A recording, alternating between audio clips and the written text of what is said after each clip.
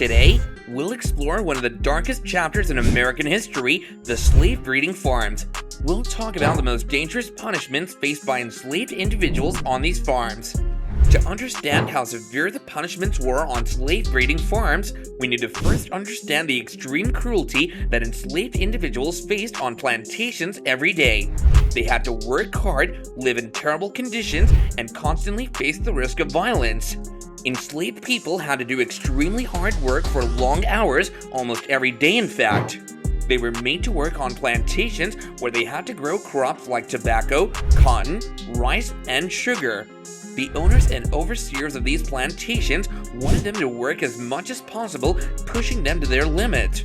This constant work made them very tired and emotionally broken.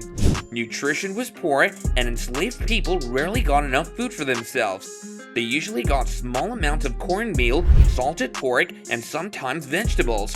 This insufficient diet led to malnutrition, making them vulnerable to diseases and physical problems. Their health issues were worsened by a lack of proper health care. Violence was frequently used by overseers and masters to control and frighten people. Whippings, beatings, and other physical punishments were common and brutal, reminding the enslaved individuals of what would happen if they disobeyed or rebelled. The pain inflicted on their bodies was incredibly harsh, causing severe psychological trauma. Now let us turn our attention to the dark world of slave breeding farms, where enslaved people were treated as objects. Their bodies and ability to reproduce were used to meet the never-ending need for labor. Slave breeding farms used forced mating to increase the number of enslaved people. They made enslaved women have sexual encounters against their will and treated their ability to have children as a way to make more enslaved people. This deeply violated their control over their bodies and turned them into objects for the slave owners as financial gain. In slave breeding farms, enslaved men called stockmen were selected based on their physical qualities, strength, and perceived ability to produce offspring. Their job was to impregnate enslaved women because plantation owners believed that their children would inherit desirable traits for future generations of enslaved workers. This practice treated the enslaved individuals involved as objects and showed how little value the plantation owners placed on their humanity. Slavery not only involved physical and sexual violence, but also resulted in families being forcibly separated. Enslaved people suffered the heartbreak of having their loved ones forcibly taken away from them, sold to different plantations, or lost forever. This caused immense emotional pain and broke the fundamental connections between families. In slave breeding farms, punishments were created to have complete control over the enslaved people and crush their spirits.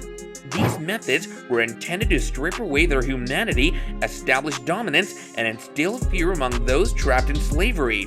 Whippings, branding, and scarring were extremely harsh and degrading punishments inflicted on enslaved people in old slave breeding farms. Whippings were a common and widespread form of punishment on plantations. Enslaved individuals were beaten with a whip, typically made of multiple braided cords tipped with a sharp bone or metal fragments. One particularly notorious whip was called the cat o' nine tails, which had knotted cords that tore into the flesh upon impact. The whip's design, combined with the forceful strikes from masters or overseers, caused intense pain and deep wounds. The lashes cut through the skin, leaving permanent scars. In addition to whippings, branding was used to assert ownership and permanently mark the bodies of the enslaved. Branding involved burning the owner's mark into the skin, leaving a visible and permanent scar. This mark usually consisted of the initials or a symbol of the plantation owner, reminding the individual of their status as property. The branding process was excruciating, using red-hot irons or heated tools that caused severe burns. Enslaved individuals were subjected to harsh conditions that caused both physical and psychological suffering. They were confined in extremely small spaces, such as cramped cells or cages, which restricted their movement and caused discomfort. These spaces lacked proper ventilation, fresh air, and light, making the air stale and leading to a feeling of suffocation. The enslaved individuals endured these cramped conditions for extended periods, often lasting days or even weeks. This prolonged confinement, along with the psychological distress that it caused, had a severe impact on their well-being. They experienced muscle cramps, joint pain, and difficulty in breathing, which worsened their already difficult lives. Solitary confinement was another punishment that involved isolating individuals from any social interaction, leaving them completely alone. This punishment aimed to remove their sense of belonging, break their spirits, and instill feelings of despair and helplessness. Enslaved individuals in solitary confinement were kept in small, dark, and often windowless cells or rooms. These spaces were intentionally designed to intensify the feeling of isolation. The absence of human contact and constant solitude had a profound effect on their mental and emotional health. Days, weeks, or even months spent in solitary confinement caused deep loneliness, anxiety, and depression among enslaved individuals. Public humiliation and degradation were central to the system of slavery, used as powerful tools to control and dehumanize enslaved individuals. One particularly brutal form was public whippings. Enslaved individuals would be stripped or partially exposed, tied to a whipping post, and whipped in front of their fellow enslaved community and sometimes even white spectators. They were also publicly displayed while wearing shackles. They would be forced to walk in chains, often barefoot, in public spaces like town squares or busy roads. Assigning demeaning tasks was another way to publicly degrade the enslaved. They would be given menial and degrading labor such as cleaning, waste disposal, or performing servile acts for white individuals. These tasks were intentionally designed to humiliate and demean the enslaved. Furthermore, the enslaved often faced derogatory language and verbal abuse in public spaces. Punitive labor on slave breeding farms was a harsh form of punishment for those who broke the plantation rules. Enslaved individuals were given incredibly difficult and dangerous tasks as punishment. These assignments were carefully created to maximize physical strain, test endurance, and exploit their already weakened psychological condition.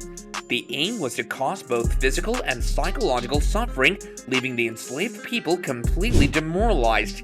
Punitive labor often involved working in hazardous conditions that posed great risks to the health and well-being of enslaved people.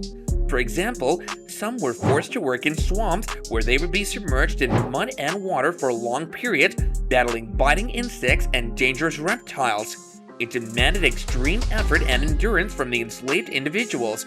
They were expected to work intensely, often without breaks or enough rest, whether it involved clearing land, carrying heavy loads, or performing repetitive and strenuous tasks. Engaging in punitive labor also exposed enslaved people to significant risks of injury or even death.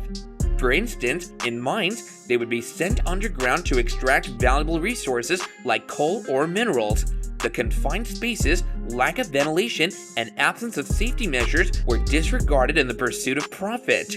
And so, we've discovered the extreme cruelty inflicted upon enslaved people and the unimaginable strength they possess to face such brutality. By acknowledging this painful past, we show our respect to their struggles. Thank you all for watching this video with us, and don't forget to leave a comment down below and let us know what you thought about this topic. See you next time!